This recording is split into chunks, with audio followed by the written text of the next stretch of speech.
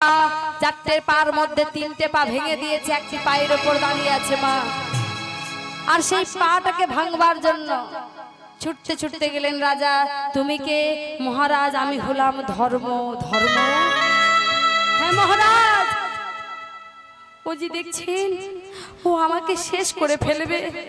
এই ধর্মকে রাখতে দেবে না, ধর্মকে রাখতে দেবে না। ওকে শেষ করবার জন্য আমাকে হত্যা করবে, আমাকে প্রহার করছে, মারছে। আমি কি করব?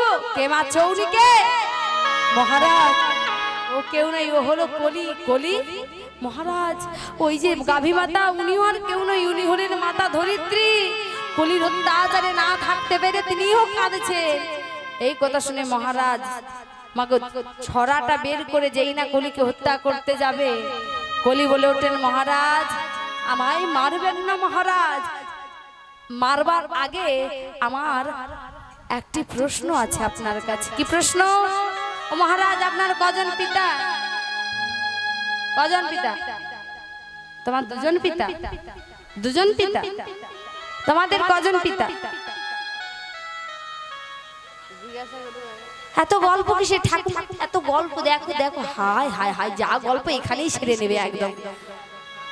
ও ঠাম্মা, এই যে চশমা পরেছে আমাকে দেখতে পাচ্ছ তো? বাহ, দেখতে পাননি? হায় আরেকটা চশমা দিতে বলে। আপনার কজন পিতা গো? দুজন? দুজন? একজন? এক পিতা নেই? আপনি এলেন কি করে? এমনি এমনি ভগবানের মতো আবির্ভাব হলেন নাকি? বাবা সুন্দর। হ্যাঁ তবে ঠিক আছে, আপনারা যে গল্প করছেন এটা তো খুব খারাপ, খারাপ জিনিস না। আপনারা তো জানেন, জেনে শুনুন কেন তো কথা বলে, বারবার বলতে হয়, কিছুতেই বুঝে না। আমাদের তো সব শেষ হয়ে যাচ্ছে, যেতে যেতে আর এককাল পড়ে আছে। আরে মানুষ তো আমরা চলে যাব, সবাই চলে যাব, ভাই না হোক আজ না হোক কাল যাব তো। তাহলে এই হরিবাসরেই বসে গল্প করলে হবে না। রাজা রাজা বললেন আমার কজন পিতা? আমার 5 জন পিতা। কি বললেন? আমার? হ্যাঁ ঠাম্মা বলছে দেখি তুমি কীর্তনটা শেষ করো, তোমার দেখাচ্ছি। শুনুন, আমি আপনার ঘরের নাতনি। তাহলে ঘরের নাতনি আপনাকে তো ঠাকুমা আর কি করতে পারে নাকি? ঠাম্মা নাতনিটা কি করে? ঠাম্মা তুমি গল্প করো, দাদু তুমি গল্প করো। তা গল্পের মাঝে মাঝে আপনার যদি নাতি নাতনি যদি উল্টো দিকে মন দেয়, আপনার গল্প শুনলো না, আপনার কথা শুনলো না, আপনার রাগ হবে কিনা? তখন বলবেন রেখে দাও তো, আর গল্প করব না। তাহলে ভাবুন মা, গল্প করতে করতে মনটা যদি আনচান করে, গল্পের মজাটা থাকে না। ঠিক তেমনি ভগবানের লীলা করতে করতে যদি অন্যদিকে মনটা চলে যায়, কি হবে? আমার কি মনে হবে? ভাল লাগছে না, কি করব? দেখো সবাই কেউ শুনছে না কি? আরে না শুনলে আমার করতে ভালো লাগবে? হ্যাঁ কি না? ভালো লাগবে না তো। তাহলে 5 জন পিতা কে কে? যিনি জন্ম দিয়েছেন তিনি প্রথম পিতা, যিনি দীক্ষা দিয়েছেন তিনি দ্বিতীয় পিতা, যিনি ব্রাহ্মণ তিনি তৃতীয় পিতা, যিনি রাজা তিনি চতুর্থ পিতা, যিনি ভগবান তিনি পঞ্চম পিতা। এই যে মহারাজ 4 নম্বরটা কি বললেন? যিনি রাজা তিনি পিতা। মহারাজ রাজা যদি পিতা হয়, প্রজা যদি সন্তান হয়, তবে আপনি রাজা আপনি পিতা, আমি প্রজা আমি সন্তান। তাহলে পিতা হয়ে পুত্রকে কি আপনি বধ করতে পারবেন? গালে হাত দিতে নেই মা, কি অবস্থা। তবে পিতা হয়ে পুত্রকে হত্যা করা যাবে না, তাই না? মহারাজ বললেন সত্যিই তো, আমি রাজা আমি পিতা, আমি কি করে পারবো আমি তাকে হত্যা করতে? বললেন বেশ, যখন হত্যা করতে পারবো না তুমি আমার রাজ্য থেকে চলে যাও। মহারাজ রাজ্য থেকে যাবো কি করে? যেখানেই পা ফেলাবো সেখানেই আপনার রাজ্য, তবে থাকবার জায়গা আপনাকে দিতেই হবে। থাকবে? তবে বলি শোনো, যেটা দেব সেটাই থাকবে, নচেত আর কোথাও যাবে না, ঠিক আছে?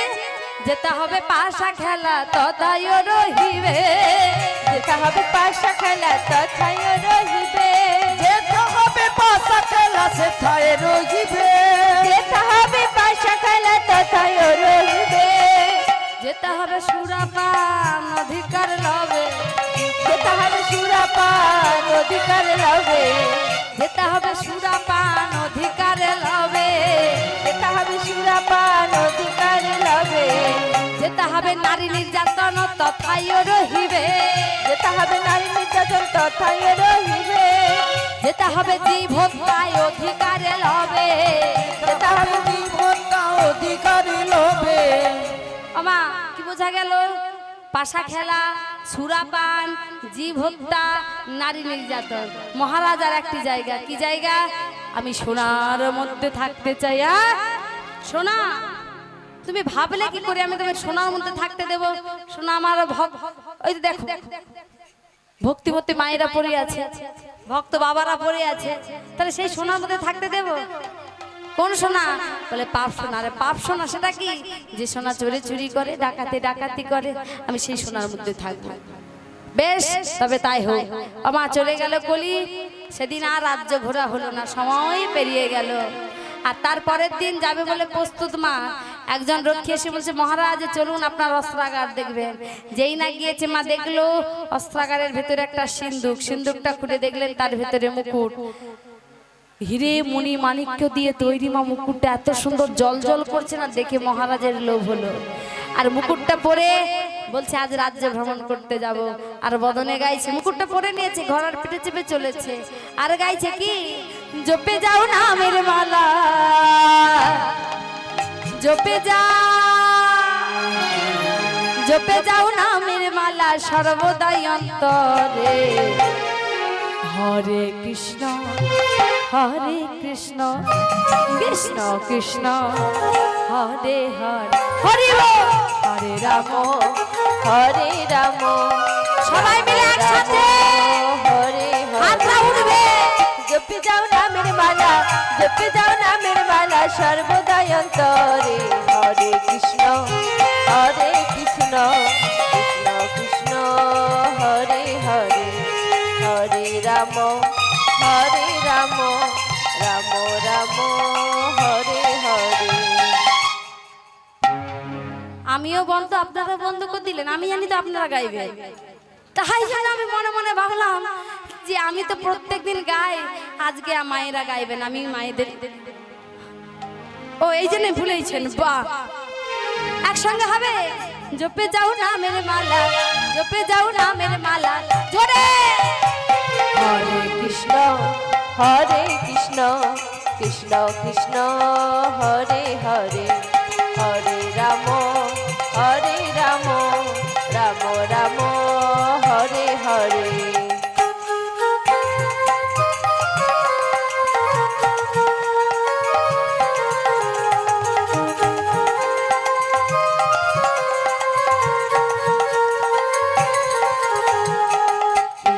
যে বাভজে মন রসনা, কামনা বাসনা তার দূরে সরে যা। এই নামে যে না ভজে মন রসনা, কামনা বাসনা তার দূরে সরে যায়। হবে মন শ্রী বৃন্দাবন নামের মধুর স্বরে। মনরে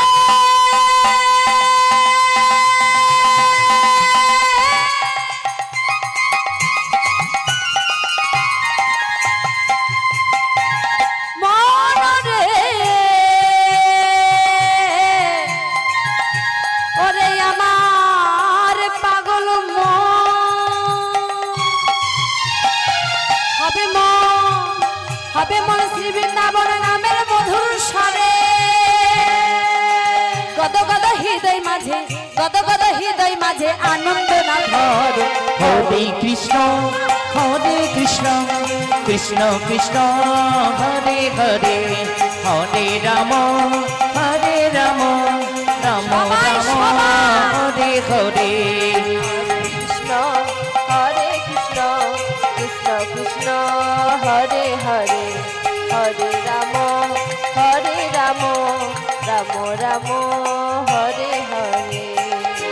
আমার নাম করতে করতে চলেছে, মহারাজের তৃষ্ণা এলো। যখন তৃষ্ণা এসেছে মা, বনের ভেতরে গিয়ে দেখলেন একজন ঋষিবর বসে বসে মা ধ্যান করছে। নাম কি? সমীক ঋষি। গিয়ে বলছে, ঋষিবর আমায় একটু জল দেবেন? মা বারবার যখন ডাকছে, ঋষিবর সাড়া দিচ্ছেন না।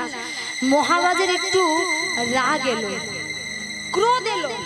আমি রাজা, তুমি প্রজা, তুমি প্রজা হয়ে তুমি রাজার বাক্য শুনছো না, হ্যাঁ বাক্যকে লঙ্ঘন করছো তুমি। আমি এত করে রাখছি তুমি সাড়া দেবে না, শাস্তি তোমায় পেতেই হবে। তাই কি শাস্তি দিলেন? দেখলেন পাশে একটি সর্প শুয়েছিলেন মা। মৃত সর্প দেখে লাঠিতে করে মহারাজের ঋষিবরের গলায় ঝুলিয়ে দিলেন। আর মহারাজ ঝুলিয়ে দিয়ে বাড়িতে সে মুকুটটা খুলে রেখেছে মা। যেই রাখলো মনে একটি শিহরণ জাগলো, কি আমি রাজা হয়ে এমন কুকর্ম করলাম, জীবনে যা কোনোদিন করি না আজ আমি তাই করে ফেললাম। কেন করলো? ওই যে মুকুটটা, ওটা তো ওর নয়, কার ছিল? জরাসন্ধের। জরাসন্ধ দিয়েছিলেন কৃষ্ণকে, কৃষ্ণ দিয়েছিলেন ভীমকে, আর ভীম মুকুটটা ওই সিন্ধুকের ভেতরে রেখেছিলেন মা। তাহলে অপরের জিনিস তুমি পড়েছো, তাই কলি সেই মুকুটের ভিতরে প্রবেশ করলেন। আর কলি প্রবেশ করা সেই এমন পাপ কর্ম মহারাজ করে ফেললেন মা। আর এদিকে ঋষিবরের ছেলে মা সিংহী খেলা খেলছিলেন, তারও জল পিপাসা পেয়েছিল, বন্ধুদের সঙ্গে নিয়ে এসেছে। বন্ধু বলছে চল চল জল খেয়ে আসি। আর যেই এসেছে দেখলো তার বাবার গলায় একটি সর্প। মনে মনে ভাবলেন ওরে মারিস না, যদি জানতে হয় আমার বাবাকে যদি ছোবল দে দেয় তোরা শোন না, আমি না লাঠিতে করে সাপটিকে তুলে দূরে ফেলে দেব। ও মা লাঠিতে করে তুললে কি হবে? নাড়িয়ে দেখলো মা সাপটি মৃত। ফেলে দিয়ে হাতরা ধোবে বলে জলটা নিয়েছে। মনে মনে ভাবলো বাবা যদি ধ্যানে মগ্ন, মৃত সাপটি এলো কি করে? চিৎকার করে বলে উঠলেন শুনুন শুনুন শুনুন, যে আমার বাবার গলায় মৃত সর্প রেখেছে, 7 দিনের মধ্যে তক্ষক দংশনে তার মৃত্যু হবে, মৃত্যু হবে, মৃত্যু হবে। ঋষিবরের কিছুক্ষণ ধ্যান ভেঙে গেল মা। ধ্যান ভাঙলে কি হবে? কারুর অভিশাপ লাগুক না লাগুক, ঋষির অভিশাপ আগে লেগে যাবে। তখন বলছে ওরে বাবা তবে জানি দিয়ে আই তার 7 দিনের মধ্যে মৃত্যু আমি জানাবো। তুমি ভাবলে কি করে যে আমার বাবার গলায় সর্প রেখে যেতে পারে, তার আমি মুখ দর্শন করব না? ওরে গৌরমু তুই কি যাবি? মানে শিষ্যকে বলছে গুরুদেব আপনি যদি আদেশ দেন তবে আমি গিয়ে বলে আসবো। যা বাবা যা। যখন ছুটতে ছুটতে গিয়ে রাজা মশাইকে গিয়ে সমস্ত অবগত করালে, মহারাজ মনে মনে ভাবলেন যে কর্ম আমি করেছি তার থেকে এই যে আমাকে অভিশাপ দিয়েছি এটা সামান্য অভিশাপ, মানে মৃত্যু নাকি সামান্য, মানে যে অভিশাপ করেছি এর থেকে আরো কঠিন শাস্তি পাওয়া দরকার ছিল। আমাকে নরক যন্ত্রণা ভোগ করতে হয়েছিল, মানে নরক যন্ত্রণা ভোগ করলে মা সেটা আরো কষ্ট, মৃত্যুর থেকে কষ্ট নয় বলে আমি মৃত্যু অনিবার্য, আমি মৃত্যুকে আমি মাথা পেতে নিলাম। যে কর্ম করেছি তার জন্য মৃত্যু আমার নিশ্চিত। আমার ছুটে চললেন যে মৃত্যুর আগে আমার কি করণীয়। প্রত্যেকটা জীব জানি মৃত্যুর আগে আমাদেরও কি করণীয়, সেই কর্মটা আমাদের করতে হবে মা। তাই ছুটতে ছুটতে গিয়ে সুখদেব গোস্বামীর চরণে আছাড় খেয়ে পড়লেন। গুরুদেব আপনি আমায় বলে দেন মৃত্যুর আগে আমার কি করণীয়। বেশ, একমাত্র করণীয় হরের নাম, হরের নাম, হরের নামৈব কেবলম কালো নাস্তে ভগতিরন্যথা। কলিযুগে একমাত্র উপায় হলো হরি নাম সংকীর্তন। নামের গুণেই তুমি উদ্ধার পেতে পারো। গুরুদেব তাহলে আপনি আমায় নাম আস্বাদন করান। তাই শুকদেব গোস্বামী নাম আস্বাদন করিয়েছিলেন।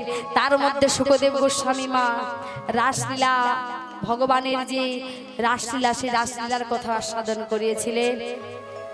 ভক্তমণ্ডলী ভক্তিমতী মায়েরা যাহারা এখনো প্রসাদ পাননি আপনারা সবাই মিলে প্রসাদ পেয়ে আসুন। কেন? যেনারা এত কষ্ট করে এত সুন্দর ভক্তির প্রসাদ পাওয়ার আমন্ত্রণ রেখেছেন, হরিনাম শোনার আমন্ত্রণ রেখেছেন মা। জানেন তো কোনো ভক্ত যদি অভুক্ত হয়ে চলে যায় তাহলে তার গৃহে অমঙ্গল নেমে আসবে। আপনারা ভক্ত হয়ে চাইবেন না কোনো ভক্ত কষ্ট পাক বা তার গৃহ অমঙ্গল হোক। আপনারা সবাই মিলে, সবাই যে এখনো প্রসাদ পাননি সবাই প্রসাদ পেয়ে তারপরে আপনারা বাড়ি যাবেন। এই নিবেদন রাখলেন কিনা সবাই মিলে একবার হরিধ্বনি সহকারে বলুন, জয় জয় শ্রী গুরু নিতাই গৌর প্রেমানন্দে হরি হরি হরি বল। তাই আজ শুকদেব গোস্বামী বসে বসে হরিনাম শোনাচ্ছে, আর সেখানেই বসে বসে 7 দিন একটানা এক জায়গায়, মা আমরা কিছুক্ষণ বসতে পারে না, 7 দিন এক জায়গায় বসে বসে নাম আস্বাদন করেছিলেন কে? পরীক্ষিত মহারাজ। নাম করছে ঠিক 7 দিনের দিন শুকদেব গোস্বামী নামের বিশ্রাম দিয়ে তিনি আমার চলে গেলেন, আর পরীক্ষিত সেই গঙ্গার কিনারে ছোট কুটির মাঝে সেইখানেই বসে বসে তিনি নাম করছেন, হরে কৃষ্ণ নাম গাইছেন। আর এদিকে পরীক্ষিতকে মারবার জন্য কে আসছে? তক্ষক আসছে। কেন? ঋষির বাক্য, ঋষি অভিশাপ দিয়েছিলেন